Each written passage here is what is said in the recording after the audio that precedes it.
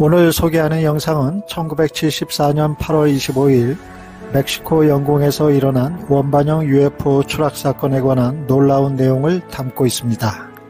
1980년대 초 1974년 멕시코 쿠야미 치아와 인근에서 발생한 소형 민간 비행기와 접시형 UFO가 충돌했다는 소문이 돌기 시작했습니다.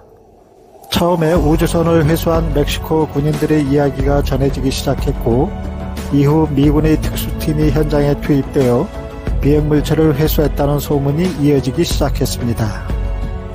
1994년 전설적인 UFO 추락사고 회수와 관련하여 저명한 UFO 추락사건 연구가인 레너드 스트링필드는 다음과 같이 언급했습니다.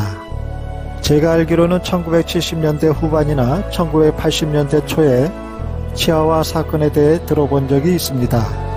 제가 어렴풋이 기억하는 유일한 세부사항은 미군 팀이 비밀리에 멕시코로 건너가 물체를 회수했다는 것입니다.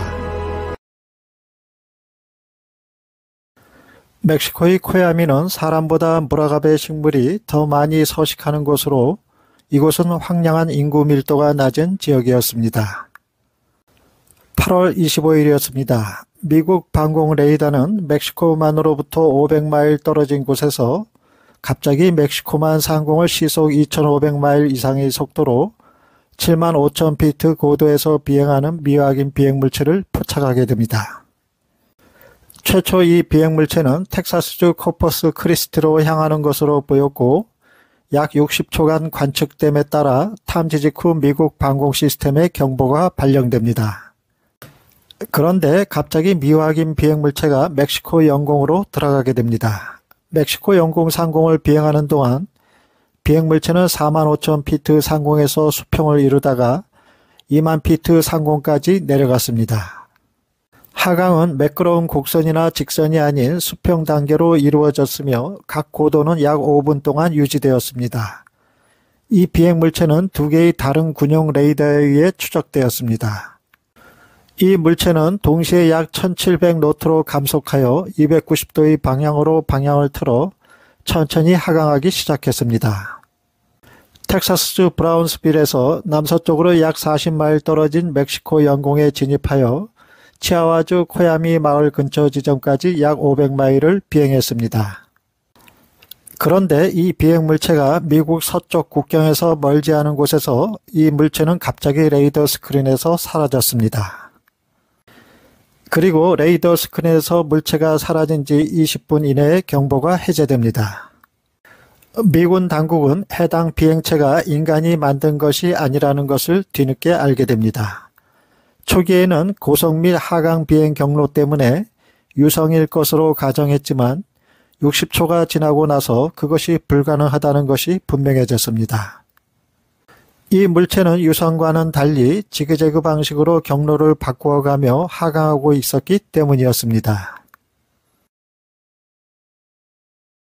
이 사건의 또 다른 충격적인 사실은 이 미확인 비행물체가 지그재그로 움직이고 있을 때 거의 같은 시간대에 엘파소를 출발해 멕시코 시티로 향하던 민간 소형 경비행기가 있었습니다.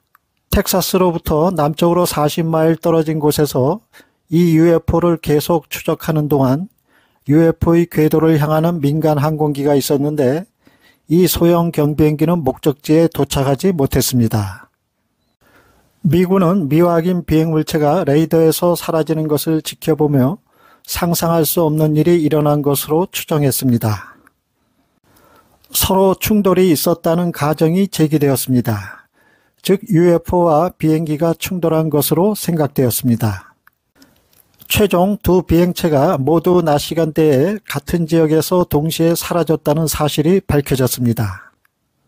민간 경비행기가 사막 상공에서 사라진 지 9시간이 지난 다음날 아침 10시 35분쯤 멕시코 당국의 구조팀이 추락한 비행기 잔해를 찾는 수색이 시작됩니다. 한편 미 정보당국은 멕시코군의 무전을 감청합니다. 잠시 후 코야미 외곽에서 실종된 비행기의 잔해가 발견되었고, 또 다른 보고는 경비행기에서 몇 마일 떨어진 곳에 원형의 비행물체로 추정되는 물체의 발견 보고가 들어오게 됩니다. 충격적인 두 번째 상황이 발생함을 인지한 멕시코 구조팀은 현장에서 은색을 띤 접시를 포갠 듯한 형태의 UFO를 발견하게 됩니다. 민간 비행기와 충돌로 인해 두 곳이 파손된 뒤 곧바로 지상으로 추락한 것으로 보여졌습니다. 멕시코 당국은 모든 수색 활동에 대해 침묵을 유지하면서 우리가 가진 것은 그저 잔해뿐이라고 말했습니다.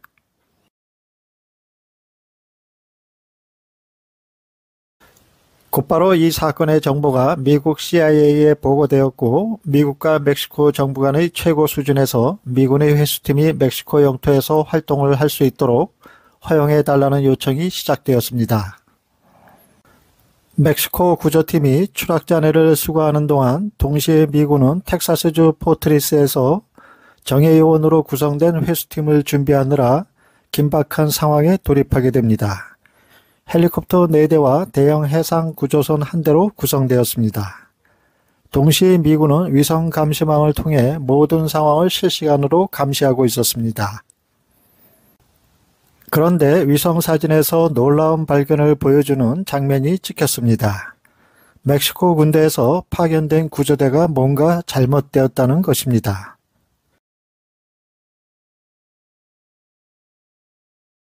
인공위성을 통해 관찰한 미군 당국은 추락 현장에서 여러 명의 멕시코 군인들이 사망해 있는 상황을 확인할 수 있었고 뭔가 특별한 일이 일어났다고 믿게 되었습니다.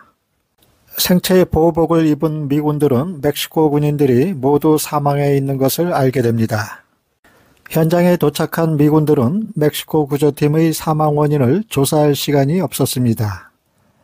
추측으로는 비행 접시의 손상으로 인해 물체에서 방출된 어떤 종류의 외계 생물학적 물질의 치명적인 화학물질과 접촉하여 사망에 이르게 되었을 수 있었습니다. 미군 복구팀은 신속하게 작업을 진행하면서 트럭 뒤에 묶여있는 16피트 너비의 은색으로 광택이 나는 UFO를 발견합니다. 비행 접시는 위쪽과 아래쪽 표면이 모두 같은 정도로 볼록하며 두께는 5피트 미만이었고 문과 창문은 보이지 않았습니다. 그리고 두 부분에 손상이 있었는데 하나는 직경 12인치 구멍과 그 주위에 금속 표면이 움푹 패 있었습니다. 또 다른 손상은 2피트 너비의 움푹 들어간 부분으로 묘사되었습니다. 구멍이 뚫린 손상은 당시 충돌한 민간 항공기와의 충돌로 인해 발생한 것으로 보였습니다. 비행 접시가 약 1700노트의 속도로 이동하는 동안 민간 항공기의 속도를 무시하더라도 그 속도라면 공중에서의 충격이 상당했을 것입니다. 두 번째 손상은 물체가 지면에 충돌했을 때 발생했을 수 있습니다. 그리고 민간 항공기 탑승자에 대한 시신이 발견되었는지 여부는 알려지지 않았습니다.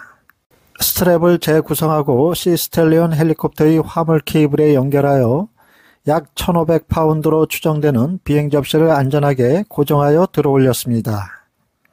미군은 곧바로 남은 증거물인 그들의 잔해와 멕시코 구조팀의 시신을 모은 다음 고폭탄으로 폭파했습니다. 그 이유는 현장 증거를 숨기기 위해서였습니다. 복구팀은 기지로 돌아갔고 미확인 비행물체가 어디로 옮겨졌는지는 알려지지 않았습니다. 일부에서는 포트 블리스나 라이트 패터슨 공군기지로 추측하고 있었습니다. 이 사건에서 분명해 보이는 것 중 하나는 미국 정부가 매우 전문적이고 신속하게 조직적으로 대응했다는 것입니다. 포트 블리스에 모인 팀은 빠른 시간 내에 현장에 도착해 복구 작업을 진행했고 전에도 이런 일을 한 적이 있었습니다. 텍사스와 멕시코 국경에 가까운 치아와의 코야미 마을 근처에서 발생한 UFO 사건의 정보는 1991년 미국과 유럽의 저명한 UFO 연구자들에게 보낸 익명의 편지를 통해 처음으로 공개되었습니다. 문서의 제목은 치아와 비행물체 충돌에 대한 연구 결과였습니다. 이 문서의 내용은 UFO 추락사건 연구가인 레나드 스트링필드에게 전달되었고 그의 보고서 발표를 통해 세상에 알려지게 되었습니다. 그는 1994년 그의 출판물인 UFO 불시착 회수에 이 사건의 내용을 포함시켰습니다. 그는 코야미 사건에 대한 문서의 기록이 정확한 군사 용어를 사용하여 권위 있게 쓰여졌으며 특히 거짓말과는 달리 소위 확실한 증거와 추측성 증거 사이에 선을 그었다고 썼습니다. 센터는 이 코야미 UFO 추락 사건의 전말을 조사하면서 사건의 발단과 전개 그리고 결말에 이르기까지 모든 상황을 미군 당국이 사건 발생 초기부터 긴밀하게 추적 감시를 해왔다는 사실에 주목했습니다. 미군은 해당 사건이 단순한 경비행기 추락 사고를 넘어선 중대한 UFO 관련 충돌 사고임을 위성망을 통한 지상 상황의 실시간 감시와 무전 감청을 통해 인지했습니다. 이처럼 미국은 전 세계에서 일어날 수 있는 UFO와 관련한 사건을 미군 당국의 감시 자산을 통하여 항상 예의주시하는 것으로 보여지며 적대국뿐만 아니라 우방국조차 UFO 비밀이 새어나가지 않도록 최고 기밀로 취급하고 있습니다. 센터는 해당 멕시코에서 발생한 UFO 추락 사건의 사건 흐름에 다음과 같은 세 가지 핵심 사항에 비추어 볼 때 실제 발생한 사건일 가능성이 매우 높은 것으로 잠정 결론을 내렸습니다. UFO 연구자들 사이에서 대내부 보고서로 알려지게 된 이 문서에는 1974년 8월 25일 현지 시간으로 오후 10시 직후 텍사스 항구 도시인 코퍼스 크리스티 근처에서 군용 레이더에 의해 미확인 비행물체 한 대가 갑자기 지구 궤도를 이탈하여 요격 경로를 따라 텍사스 해안을 향해 비행하고 있는 것을 감지했다고 명시되어 있습니다. 당시 소련의 대륙간 탄도미사일 공격을 두려워한 미군은 방공 경보를 즉시 발령했고 전투기는 이륙과 요격을 준비했습니다. 그런데 갑자기 그 물체는 방향을 바꾸어 멕시코 치아와의 코야미로 향했습니다. 그리고 거의 같은 시간대에 텍사스주 엘페소에서 소형 경비행기 한 대가 이륙하여 멕시코 시티로 향하고 있었습니다. 한편 미군의 레이더는 UFO와 소형 비행기를 모두 탐지했고 그들의 신호가 멕시코 상공의 같은 위치에서 동시에 소멸할 때까지 줄곧 감시했습니다. UFO는 시속 4,000km의 속도로 비행하면서 지능적인 통제를 암시하는 일련의 기동을 거친 후 육지로의 진입을 피하면서 텍사스 해안을 따라 남쪽으로 방향을 틀었고 브라운스빌 시 근처의 텍사스 최남단을 향하고 있는 것처럼 보였습니다. 그런데 그 물체는 고도 75,000피트에서 약 45,000피트로 하강하여 브라운스빌에서 남쪽으로 약 40마일 떨어진 멕시코 북부로 들어갔습니다. 그 속도는 시속 2,000마일로 떨어졌고 여전히 서서히 느려지고 있었습니다. UFO는 멕시코 북부의 더 황량하고 인구 밀도가 낮은 지역을 따라 경로를 바꾸어 텍사스 국경과 몬테레이, 누에노 레온과 같은 더 큰 멕시코 인구 밀집 지역을 모두 피하는 것처럼 보였습니다. 시간이 경과한 후 UFO는 높고 험준한 산과 광활한 사막이 특징인 멕시코 치아와주에 진입하여 텍사스 국경마을 프레시디오에서 약 30마일 떨어진 멕시코 코야미 지역에 접근했습니다. 5,000피트 높이가 넘는 여러 산봉우리를 지나면서 UFO는 서서히 하강하고 느려지기를 계속했지만 갑자기 작은 비행기와 마주쳤을 때 그 속도는 여전히 시속 2,000마일에 가까웠습니다. 대내부 보고서에 따르면 원반 모양의 물체와 텍사스주 엘페소에서 멕시코 시티로 향하던 소형 비행기 사이에 공중 충돌이 발생했습니다. 추락 현장이 극도로 고립되어 있었기 때문에 멕시코 당국은 다음날 새벽까지 기다렸고 처음에는 단순히 소형 민간 비행기 추락이라고 생각했던 사고를 수습하기 위한 구조작업에 착수했습니다. 멕시코 정부는 소형 경비행기와 조종사를 구조하기 위해 구조팀을 보냈고 미국은 이 상황을 계속 모니터링했습니다. 미군은 멕시코 정부에 복구 전문 지식을 제공했지만 멕시코 정부는 이를 거절했습니다. 텍사스 주둔 미군 요원들은 멕시코군의 인양 노력의 무선 통신을 모니터링하던 중 비행기가 추락한 곳 근처에서 두 번째 추락 지점을 발견했다고 멕시코 구조팀이 말하는 것을 들었다고 합니다. 두 번째로 추락한 물체는 거의 손상되지 않은 상태였는데 멕시코인들이 이제껏 본 적이 없는 반짝이는 은빛 원반이었습니다. 멕시코 정부는 추락한 디스크를 회수하기 위해 팀을 파견한 것으로 알려졌지만 알 수 없는 이유로 회수팀이 회수된 잔해를 운반하던 중 사망했습니다.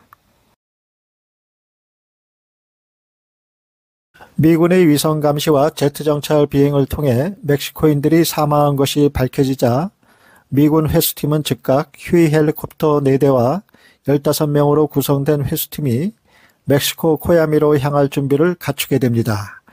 이 팀은 추락 지점의 위치를 알려주는 멕시코 무선 통신을 도청한 후 몰래 멕시코에 잠입하게 됩니다. 미군 회수팀이 현장에 도착한 후 원반 모양의 이상한 금속 물체를 발견했고 그 물체는 소형 비행기 세스나기 브레탄 잔해와 함께 노출되어 있었습니다. 잔해에서 가까운 거리에 멕시코 군대 소유의 지프가 있었는데 그 안에는 4명의 멕시코 군인의 시체가 있었으며 모두 알 수 없는 원인으로 갑자기 사망했습니다. 그들의 시신은 질식에 의한 죽음의 징후를 드러냈습니다. 일부 UFO 연구가들은 그 군인들이 추락한 UFO에서 나오는 치명적인 생물학적 또는 화학물질에 노출되었다고 믿었습니다. 추락한 UFO는 지름이 16피트 5인치이며 윗면과 아랫면이 똑같이 볼록한 것으로 묘사되었습니다. 디스크의 중앙 둘레 주위에 바깥쪽 테두리가 있었습니다. 물체의 높이는 5피트보다 약간 작았습니다. 현창이나 문, 표식은 보이지 않았습니다. 게다가 어떤 종류의 빛도 뚜렷하게 보이지 않았습니다. 추진을 위한 뚜렷한 메커니즘도 없었습니다. 디스크의 외부 표면은 은빛으로 연마된 강철과 같았습니다. 라고 문서는 밝혔습니다. 코야미 UFO 추락 회수 사건에 관한 이야기는 2005년도에 2편의 텔레비전 다큐멘터리로 제작이 되어 대중에게 공개되기도 했습니다.